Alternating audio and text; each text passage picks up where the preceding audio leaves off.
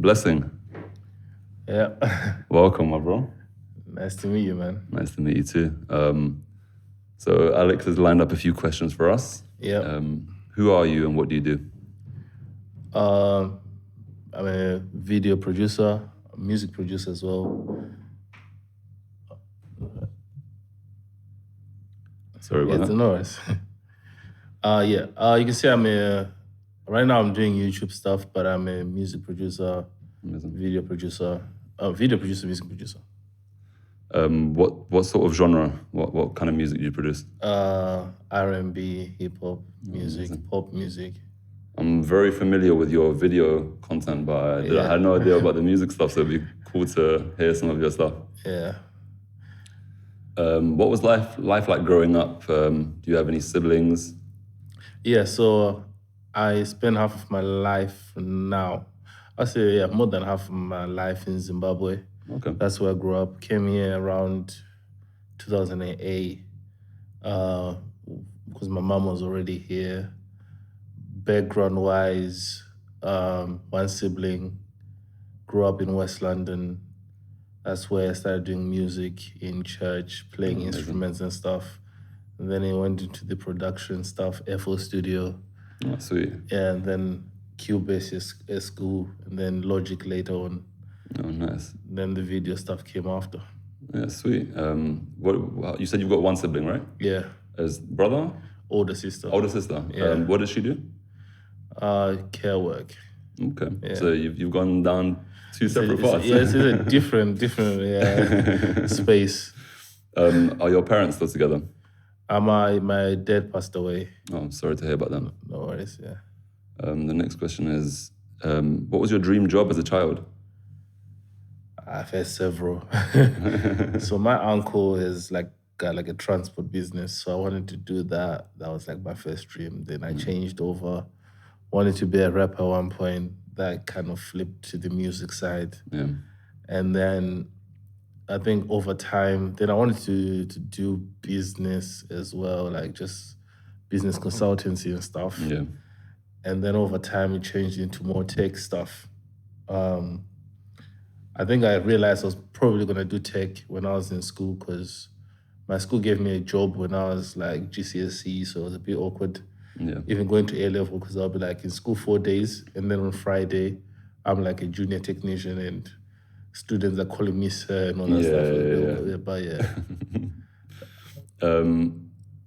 So for those that aren't aware, you work on Power's podcast. Yeah. What's it like working with Power? It's great. It's it's a dream job in itself. I mean, I think first time working with someone, they just said create whatever you want to create. Yeah. And I think from Pearl's background as well, many people think Pearl is it will do YouTube for the money. Not really, because she's quite well off. So she used all that YouTube money to be let's build the biggest, the best setup we can do. In every episode, it's always Blessing, what do you need? So, I think if you actually pay attention, I think she gives off that sort of, With Pearl, how did you meet? How did you land that job? What was that interaction like? I wasn't even looking for the Pearl job or even YouTube. I didn't even really think of YouTube as where I wanted to go. I was doing music, live music production for videos for a lot of Zimbabwean festivals and concerts and stuff like that. Now, Ish was the first guy who was working with Pearl. Yeah. But Ish as well has sort of joined the tech world, the camera world. Yeah. So a lot of stuff I was still teaching him. So I would kind of go over and help them set up the sound, help them set up the lights, etc. So over time, that relationship just kind of grew until Pearl just wanted someone on a more... a bit more experience, a bit more... Yeah, on a bit more experience and a bit more of a daily basis, full-time thing. And that's how we ended up working there. I've heard loads of praises. I've never seen the setup, but everyone that I know or that I've seen speak of Pearl Setup has always praised it and has always praised you very highly, and has said how much of a great job you do in terms of production. But I can't remember who it was. I think it was MTR who said you don't like being in front of a camera. Nah, How true is that? This is a bit awkward for me, to be honest. Yeah. I just feel like, if you are going to be a producer, like I said, I wanted to be a rapper, then I realized like the limelight wasn't really what I wanted to do. So I started doing the behind the scenes because I still liked music. Yeah. Like I like the art form of video creating, but for me to be on camera is a bit of a... in the most recent times I've had to be on camera, but it's still something that I'm still getting used to. Yeah. No, I know exactly what you mean. What are your thoughts on the red pill space? Very interesting space, actually. When I came to YouTube, which was funny enough, I didn't even know about red pill. So I was kind of learning on job. It's like some of the stuff is basic stuff that you kind of grew up with. But in terms of like the whole red pill, I knew of Kevin Summers. Yeah. He had trended a lot on Instagram and whatnot. But as far as everyone else, I had no idea. So I was, and then I end up with like Pearl was like fully red pill kind of content. So it was a crazy scenes, but good times. Yeah. You said you grew up in West London. Whereabouts in West London? Hounslow. Okay. Yeah. Was it a dangerous area? Was it? No, it's quiet. Yeah. So, was there any gangs in the area? Did you ever have any affiliation with any gangs or any interactions with any? Was that part of? Nah, not really. I grew up a lot of time. Most of my free time was in church because of the music. Yeah. So I was never really outside. I'm playing somewhere in another church or etc. So never really. Sounds great. Yeah, that was my type of scene. Yeah. What about relationships and dating? Are you currently dating? Are you in a relationship? Yeah, I'm in a relationship. Yeah. What are your thoughts on the current dating market? And I'll say a lot of my views were challenged and changed on the podcast because we had a lot of we've done over 1,000 girls. Like we did 6 shows every night. Yeah. So there's some stuff that you kind of, me coming from a single parent household, raised by my mom, is like, you're a bit like, this is maybe how it's meant to go in a way. But then you kind of stumble upon the realities of dating and all that stuff. So it was quite educational. So the dating market right now is a bit scary. Yeah. Yeah. I say the same thing, man. If I wasn't with my girl, I don't know where I would be, to be honest with you. I don't know what, I wouldn't be able to trust any of these girls. I wouldn't be able to even attempt to have a conversation with somebody because our views, I know, are not going to be aligned. So different, yeah. Yeah, I think the fact that you spend a lot of time in church as well, and that might have helped keep you grounded as well. It kept me grounded, but then again, you start to realize like the same problems that are in the world are also bleeding in the church as well. Yeah. But still people are like ignoring it and stuff. Yeah. The next question Alex has put in. Do you think that girls only want men for money? Girls only want men for money. I wouldn't say money, I'll say resources. Yeah. Yeah. So I'll say there's other things as well, because like there's a misconception that guys are more sexual than girls. When in essence girls also are probably more so. They might want guys for that as well. Yeah. And I get you, especially the younger girls, for sure. Yeah. I mean, I think money doesn't necessarily, make you desirable as a man. I think that women will see that and will see you as an opportunity to lead you of those resources.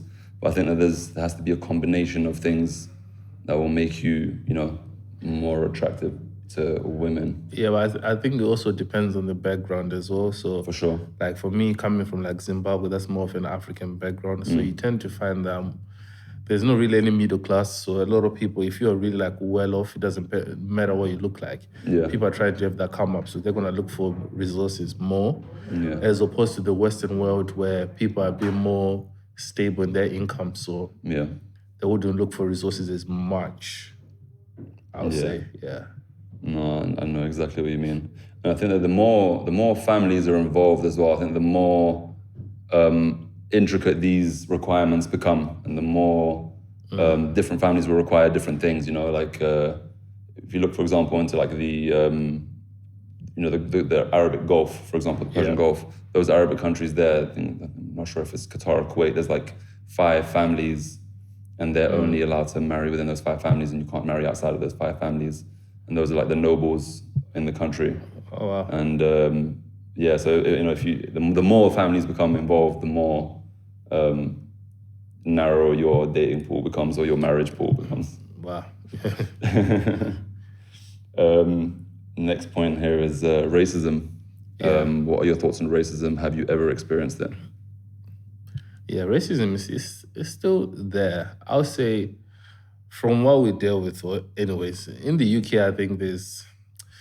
I don't think it's really on the surface, or instead of saying like racism is on the surface. But when we're dealing with like YouTube and stuff like that, in America, I think they're still dealing with a lot of that race conversation there. For sure.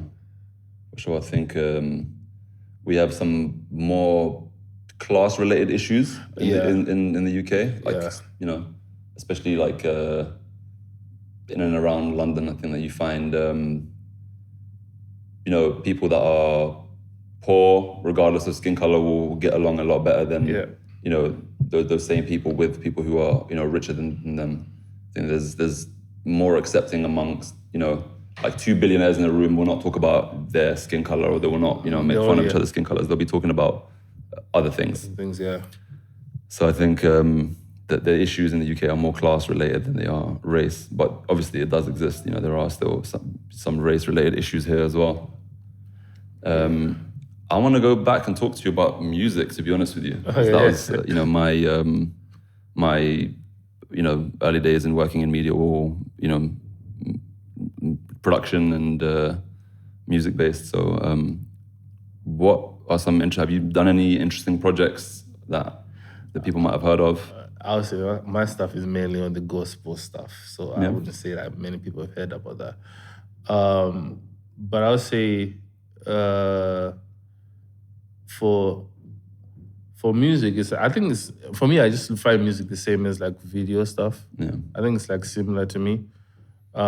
It's not, the music that I've done is not on the scale of what I've done with the video stuff in terms of like Pearl's channel kind of just blow up and stuff like that. So I'll say I would say people know anything there. Okay. Yeah. And do you plan on pursuing music further, or have you decided to pause that for a while you do the video stuff? Or are you going to do both equally? Where's your energy going to be directed at in the coming years? It's going to be both. One of the reasons I actually took Pearl's job is because she actually sang as well. Yeah, I've seen that. She's doing that a lot now, hasn't she? Yeah. So I was like, okay, so this is a job that allows me to like utilize all my gifts like in one bubble kind of thing. So we have some music that Pearl is working on. We have other producers working on it, but I'm gonna work on some other stuff as well with that. Oh, sweet.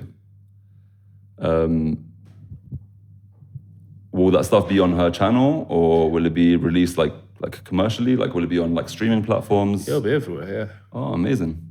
I had absolutely no idea. Has she announced this yet, or is this like an exclusive that we're getting here? No, she's been saying it, but it's definitely in the works. Oh, amazing. And will you be producing or engineering or both? I would do some producing. I'm just kind of also like just doing, I'll say the role maybe might be executive producer kind of. Amazing. Overseeing. Yeah, sweet. How many instruments do you play, if any? 3. Oh, yeah. Amazing. What are they? Drums, keys, and bass. And do you play drums when you produce, or do you do most of your stuff like sequenced and digital? Nah, it's all in the box now. Yeah. But your keyboard, I'm assuming keyboard is standard because MIDI you gotta play the stuff in. Yeah. Like I'm not classically trained in anything. I didn't do any music lessons up until my degree. I did a degree in digital music and sound art, and it was very like conceptual. So it was about developing concepts, producing music for movies and, you know, moving image. So that's where I picked up the videography. I did some videography stuff there. Okay. But I always did music. Like from when I was, I don't know, 10, 11. Okay. I would watch my granddad play. My granddad played every Albanian instrument under the sun. Like, what instruments do you play? He played, me? Yeah, you. Yeah. I play a little bit of keys, nothing too crazy. I'm not like I said, I'm not classically trained. I have an ear for it, so I can, you know, figure it out. I can compose by, you know, working out. I've got some music theory that I've done myself, but I use an MPC. I've got the MPC one, and that's like my weapon of choice now. I bought it during lockdown, and I've just been having a lot of fun with it since, you know, the chopping of samples and stuff. Yeah. The great thing about it is because it's a standalone, so you can literally connect your MIDI keyboard to it and then store VSTs directly on it, and you can play. Oh, wow. It's not like your previous MPCs where it's literally just sample based. You can play, you know, your bass line entirely on there with your keyboard, and you can play melodies on there, and you can assign different. Say you sample one note from a particular track, you like that sound, you can assign it to your keys and then, you know, play different melodies using that one sample. So that's what I use. And it's changed my workflow completely. It took me a while to get used to it, and it was a lot of frustration, you know, because it's a completely different, you know, like you use FL Studio. Yeah. It's like you can produce a song and now people are doing it in 4 seconds. They're recreating, you know, Playboy Carti on TikTok lives and stuff. You know, they're doing it in record-breaking time. FL Studio is like, you know, a gateway for all producers to start making music. And Logic is a little bit more frustrating, but it gives you a larger scope. You know, you can record vocals directly on there, mix and master, and finish a whole track. I like Logic for like mixing out, mixing stuff in FL Studio is nightmare. Painful. Nightmare, yeah, it's a nightmare. It's not tailored for that at all. You can do some stuff, but to actually finish a track on there is a nightmare. And recording vocals on there is, everyone knows it's the worst for recording vocals. Yeah, you don't want to do that. But for production, Logic is a little bit more tedious, but it's still, you can still do it with a decent workflow and still enjoy making music. It doesn't feel like a job. Yeah. But with the MPC, it takes a while to get used to having it hardware and what all the buttons mean, and, you know, because it doesn't have too many buttons, but you have to know what button to press to change your setup. But once you get, you know, past that, it becomes, you know, easy. Yeah, it becomes great. You feel like, you know, you play drums, so you know the engagement of playing the drums, how great that feels. It's completely different to just clicking a mouse. And I'm trying to go more hardware for the music, because I saw what that did for the video. Because a lot of people used to stream Streamlabs or OBS or any of these, Restream, whatever. But we have like a hardware setup, which is completely like a bit more different. But how does that work? What difference does that make to? It's more reliable. Okay. There's no latency problems, audio latency problems, or none of that. Oh, amazing. And everything's just kind of done in the box. So by the time it gets like online streaming, because we stream like 4K stuff. We would have done everything, like all our lower thirds are all amazing. Running it like hardware stuff. Like, oh, that sounds great.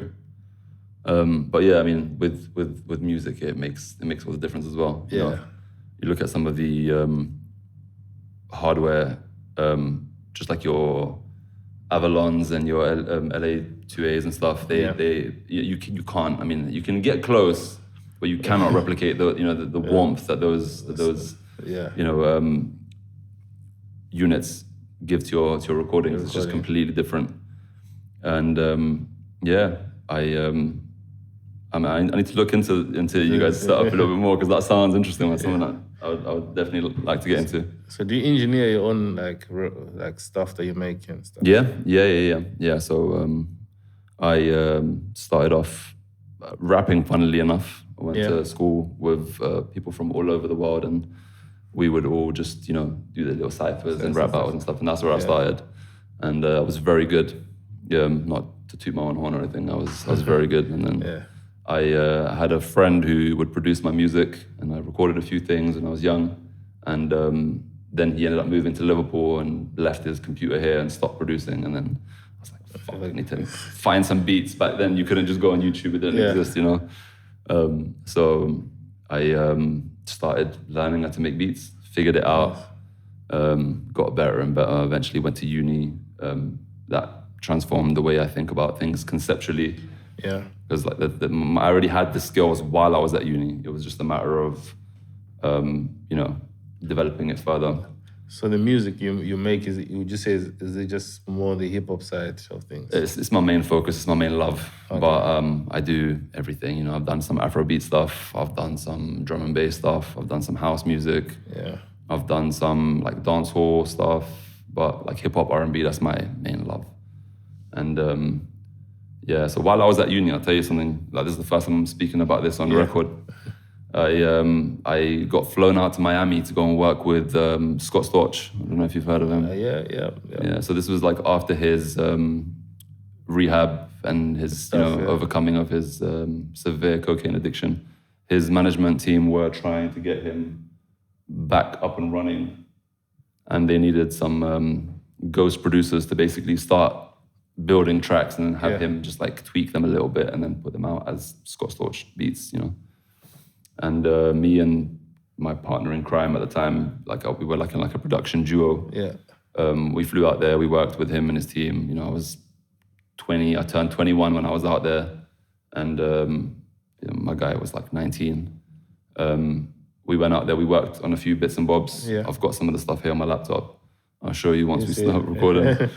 And they seemed like they were really into like what we were doing, and they were looking into like sponsoring our visas and everything. And then once they saw how much money it would actually take to get because you had to pay quite a bit, like to guarantee that we would not breach the terms of our visa, they just kind of realized that it might not be worth their investment, and they'd rather look for someone that has a green card or American citizenship or whatever. So they decided not to go with it. But the funny thing that happened was we left some beats that we had made on their computer in the studio. Yeah. And a few years later, like this happened in like 2013, I think. Yeah, 2013. One of the beats in question was made in 2011. Yeah. And 2018, I think, a song comes out called Range Rover by P&B Rock. And it's the exact same beat. I mean, it's been remade, but it's been like modernized a little because the drums were like very outdated and stuff. It was 2011, it was influenced by Lil Wayne's Carter 4, that sort of vibe. Okay.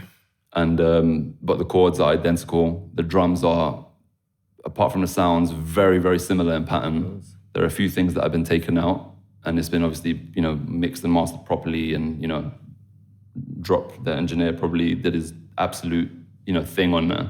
Yeah. And but like it's literally the same song. It's been sped up by a couple of BPM, but it's literally the same exact beat.